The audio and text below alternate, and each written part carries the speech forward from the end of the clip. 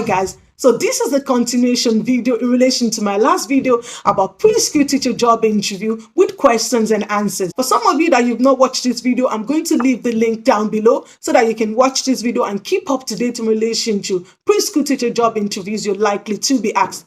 So next, you're going to be asked practical questions. So they're going to be asked practical questions in relation to dealing with young children, in relation to working as a member of a team. So some of the practical questions you could be asked is, how would you deal with challenging behavior? So they want to know how you're going to deal with challenging behavior. So for instance, they could ask if you have challenging behavior in your classroom. If a child presents with a challenging behavior in your classroom, for instance, such as biting, how would you deal with this challenging behavior?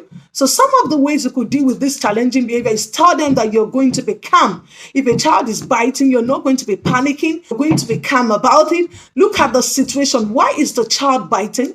Is the child looking for attention? Is the child teething? So if the child is teething, you're definitely going to put a measure in place. Maybe give the child a teething powder, a soother, or something to soothe the child so that the child will not bite. So maybe if the child is biting because the child is looking for attention, then you have to put a plan in place in relation to how you're going to give the child the attention. So you can see that these are practical ways to answer this question. So for instance, if you have a child that is exhibiting challenging behavior in your early childhood classroom, for instance, the child is kicking, you might be asked, how are you going to deal with this behavior? So you're going to be calm. So you focus on the behavior and not the child. Sometimes people tend to focus on the child, using words such as, oh, why are you behaving this way? You're bored. So it's all about the behavior that you need to deal with. You're going to deal with the behavior of why is the child kicking. So maybe the child is looking for attention.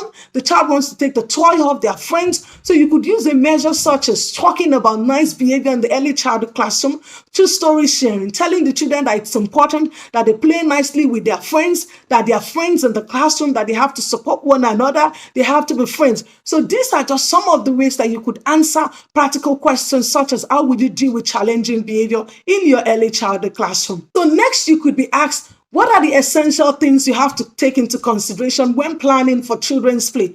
So you'll be talking about observation, how you're going to observe the children to find out about their interest, talking to the parent, talking to the educator in the room, finding out about the children's interest, their needs, their strength. And when you have all of this information, it's telling you something about the children. And this will prepare you to plan appropriately for the children. You're not just planning for the children without taking into consideration their interest. You're talking to the children. If they're verbal, ask them questions about what they like to do. Talk to their parent. What does their children like at home? So you gather all of this information together. It's telling you something about the children. You'll be able to identify their likes, their needs, their interests, and there you go. You plan for the children's play. So you also need to talk about the room layout as well. When you're planning for the children's play, the room layout have to be conducive. You're going to talk about the resources as well, the materials. You need to have an appropriate resources. I talk about how the resources have to be age appropriate, need to have enough materials, how the room have to be conducive, how you're going to position the resources to the reach of the children, that the children are not struggling for those resources. So these are just some of the ways you could answer the question of how do you plan for children's play. Next, you could be asked questions of how work parents in their children's early childhood care and education.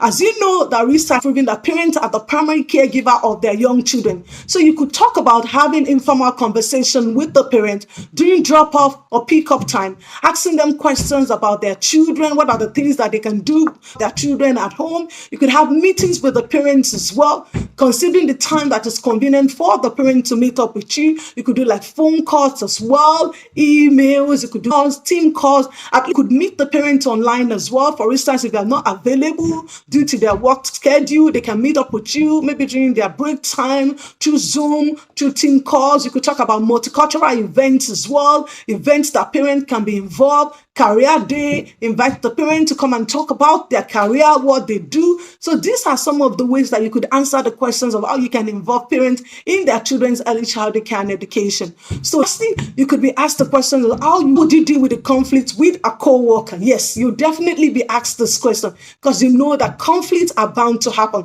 So they want to know how you're going to deal with this conflict. Let's say if a conflict happens between you and your co-worker, how are you going to deal with this? So you could talk about if a conflict arise between you and your co-worker. Talk about how you're going to deal with this. Maybe having a meeting with the co-worker, See things from the person's perspective. Let the person see things from your own perspective as well.